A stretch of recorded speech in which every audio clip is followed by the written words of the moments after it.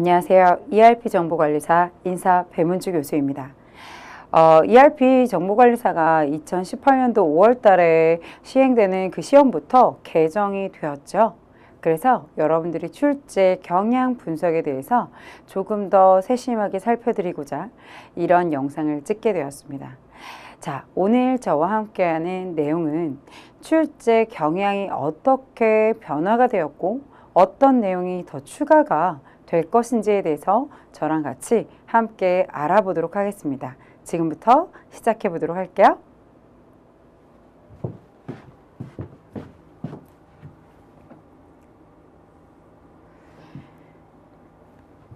자, ERP 정보관리사 출제 경향 분석이다. 에듀윌은 합격이다. 그죠? 예, 우리 합격해 봐야죠. 그죠? 자, 어떤 ERP 정보관리사의 시험 과목이 어떻게 있습니까? 라고 하면, 자, 1교시, 2교시로 나눠져 있고요. 우리 아침 일찍부터 시작합니다. 그래서 우리 수험생들이 가장 좀 놀라고 뜨아한 것은 9시부터인가요? 이 얘기 되게 많이 물어보시거든요. 예, 9시부터라고 알고 계시면 안 돼요. 보다 한 10분이나 15분 정도는 일찍 여러분 들어가셔서 키보드도 한번 만져보시고 그 감각 키우셔야 하기 때문에 저는 8시 45분까지 입실하여라 이런 얘기를 꼭 합니다. 보통 50분 되면 열어주는 강의장이 많아요. 그러니까 수험장이 많지만 여러분들 아마 조금 더 일찍 오시면 8시 45분까지도 충분히 입실이 가능하기 때문에 그래도 쪽박하게 가는 것보다는 좀 여유롭게 가시는 게 좋습니다 라고 얘기를 드립니다. 특히 뭐 때문일까요? 저는 생산도 수업을 하고 있죠. 그래서 생산을 보시는 친구들은 어때요? 조금 더 빨리, 그쵸? 그런데 지금은 인사의 출제 경향이니까 보시면 여러분 어때요? 저희는 11시까지입니다. 인사 1, 2급을 시험 보는데 여러분 11시까지만 가면 된다? 아니죠. 10시 적어도 50분에는 입시를 하셔야 된다 라는 것을 꼭 얘기를 하고 싶어요. 그래서 10시 50분까지는 입시를 하자라고 생각을 하셔야 됩니다. 가서 여유롭게 키보드 만져보시고 컴퓨터도 확인하시고 앉은 자리가 불편하진 않은지에 대한 여러분 공부래요. 좀 자기 자리에 못 맞춤을 좀 해주셔야겠죠. 그래야 모니터라든지 이런 것들을 다 한번 펼쳐보시고 확인을 해줘야 되겠죠. 자, 배점 여러분 디테일하게 나와 있는 부분입니다. 어떤 부분입니까? 라고 하면 자 보세요. 1급자들, 2급자들 비교하고 있어요. 문항수 지금 이렇게 비교가 들어가고 있습니다. 여러분 비교가 들어가고 있는데 경영혁신과 ERP 이렇게 주어져 있어요. 주어져 있으면서 뭐라고 들어가 있냐? 쭉 나와 있는 거 보시면 아시겠지만 시점과 20점 이렇게 들어가 있고요. 그죠? 뭐 이것들은 여러분 굳이 뭐 2급과 1급 동일한 내용을 다루고 있다.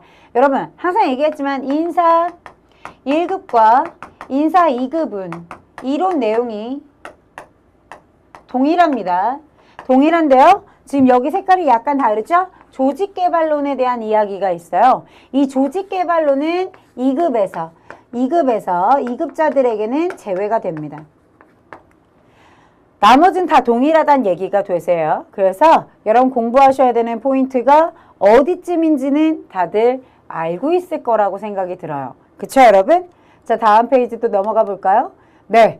그래서 이렇게 보시면 아시겠지만 통상임금, 평균임금 맨날 이렇게 급여 체계라든지 그죠? 이게 막 엄청나게 뭐 이렇게 강조했던 부분들이 있어요, 없어요? 국민건강보험, 그죠? 연말정산에 대한 거. 이렇게. 웬카죠? 예. 근데 엄청 중요한 거라서 얘기를 해드렸고, 그 다음에 여러분들 이렇게, 이론에서 같은 것들, 평균임금, 통상임금, 그 법들이 되게 다양하지 않습니까? 근로기준법, 그죠? 그러면 그 법에서 어떤 임금을 선택해서 어떤 것의 기준으로 주겠다라는 게 중요한 거예요. 그 법을 다 외우는 문제는 출제되지 않아요. 기준을 뭘로 잡는다? 평균임금이냐 통상임금으로 할 것이냐? 이 두 가지를 가려내는 문제들이 많이 나오는데 너무 깊게 파고들 거면 그쵸?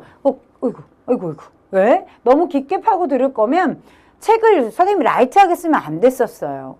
자세하게 쓸 걸 그랬나 봐요 라고 생각이 들었었어요. 왜냐 문의가 그렇게 있을 줄은 생각 못했고요. 사실은 포인트를 어디에다 맞춰야 된다. 포커스는 통상임금이냐 평균임금이냐 여기에 포커스 맞춰서 공부하셔야 된다는 거 거듭 강조해 드립니다. 정오표를 올리긴 했지만 사실 정오표가 아닌 거죠, 사실. 왜냐, 여러분 포커스는 어디에다 맞춰야 된다? 핵심에다가만 두고 공부하셔야 됩니다. 자꾸 이렇게 얘기하니까 수업을 할 것만 같아요. 그죠? 그만해야겠어요. 그래서 여러분 이런 문제가 나올 것이고 어디에 포커스 맞춰서 공부해야 될까? 라는 내용들을 여러분 다시 한번 확인해 주셨으면 좋겠고요. 여러분 이쪽 소득세와 연말정산 앞으로 이 부분이 계속적으로 열릴 거라고 생각하셔야 됩니다. 네. 자, 노사관계 쪽 여러분 나와 있어요. 이 노사관리는 항상 얘기를 하지만 요즘 어때요? 핫하죠. 그래서 근로시간이라든지 이런 부분들에 대해서 근로시간의 유형이라든지 이런 부분에 대해서 여러분 현재 굉장히 핫한 이슈가 되어 있기 때문에 여러분들의 시험에서도 이슈가 돼서 출제될 가능성이 높죠. 됐나요? 좋습니다.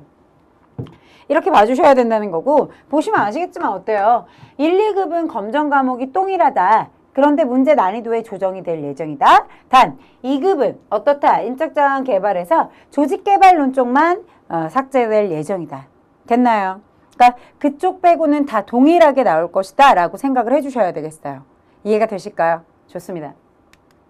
자, 추가 메뉴를 한번 보고 가자 이런 얘기가 되겠는데요.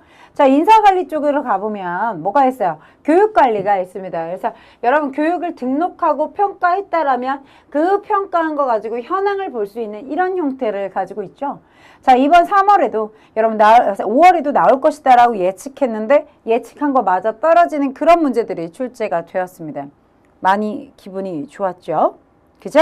그래서 나올 것이다 라고 얘기했고 나왔으니 여러분 앞으로도 계속 반복적으로 나올 것이다 라고 생각을 하고 있습니다. 개인적으로. 그래서 현황에 가서 들어가서 조회하는 문제, 평가 점수에 대한 문제 이런 것들이 출제될 가능성이 높다라고 보여집니다. 자, 그 다음에 급여관리 쪽으로 갔을 때는 조회하는 게 나오는 거예요. 이렇게 수당별 연간 급여 현황 이런 얘기 많이 물어봤고요. 그 다음에 항목별 급여 현황에 들어가서도 많이 언급을 했었습니다. 진짜로 시험에도 출제가 된 바가 있죠.